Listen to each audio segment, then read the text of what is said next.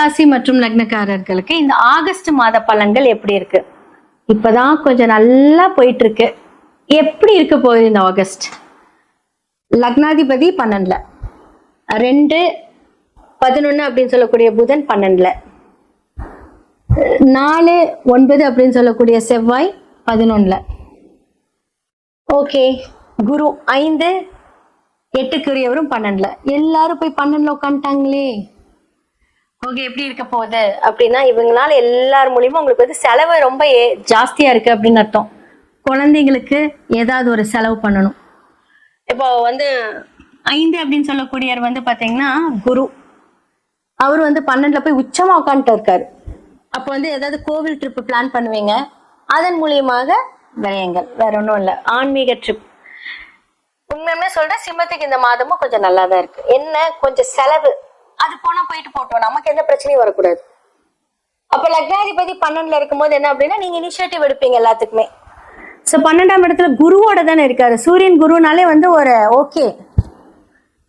அப்போ வந்து 8க்குரியவர் 12ஆம் இடத்துல உச்சமாகும் போது என்ன ஆகும் அப்படின்னா, டிராவல் பண்ணும்போது கொஞ்சம் ஜாக்கிரதையா டிராவல் பண்ணுங்க, அவ்வளவுதான்.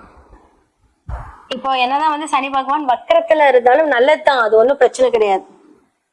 அதனாலதான் சொன்னேன், எடுத்தோடனே சொன்னேன், இதெல்லாம் உங்களுக்கு வந்து ஒரு செலவுகளாக இருந்தாலும் நல்லதுதான் அப்படின்னு நான் சொன்னேன்.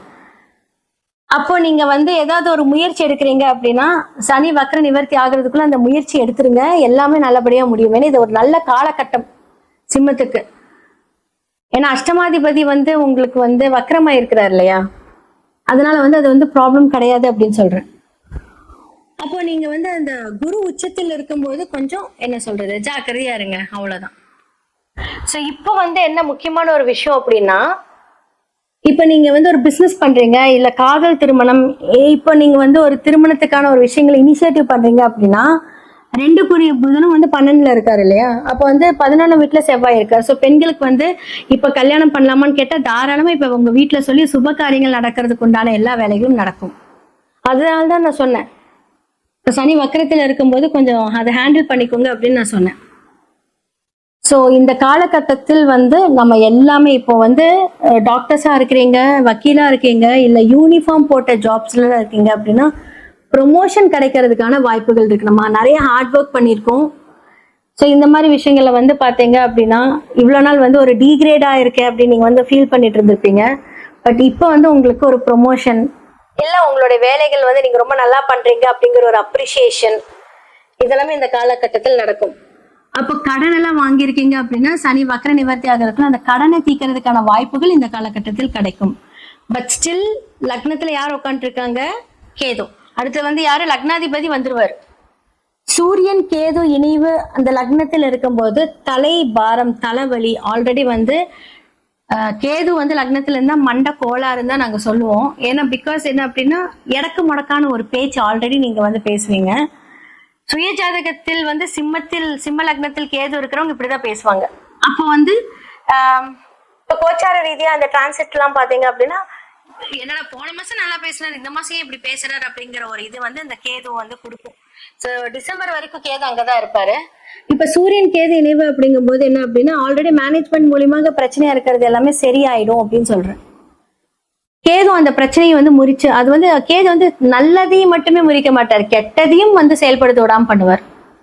அப்ப இவ்வளவு நாள் வந்து இன்டைரக்டா அந்த பிரச்சனை உங்களுக்கு வந்து சரியாகும் அப்படின்னு நான் சொல்றேன். சுய ஜாதகத்தை பாருங்க, யார் எந்த சாரம் வாங்கியிருக்காங்க அப்படிங்கறத நீங்க பாருங்க.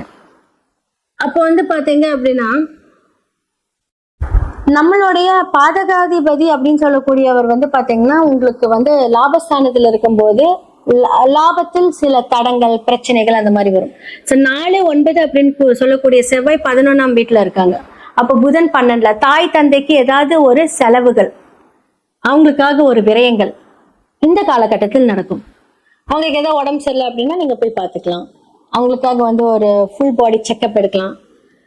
இதெல்லாமே ஆக்டிவேட் பண்ணுங்க, சரியாயிடும். இல்ல சப்போஸ் உங்களால போக முடியல, நீங்க ஏதாவது வெளியூர்ல இருக்கீங்க அப்படின்னா அதற்கான ஒரு செலவு ஒரு 1000 rupees, நான் சொல்றது ஒரு பேசிக்கான ஒரு பேமெண்ட் தான். அதுக்கு என்ன தேவையோ சும்மா ஒரு செலவு பண்ணிக்கோங்க, மாத்திரை வாங்கிக்கோங்க அப்படிங்கறது, அந்த விஷயத்தை ஆக்டிவேட் பண்ணிடுங்க, ஒண்ணுமே ஆகாது, பிரச்சனையே இருக்காது.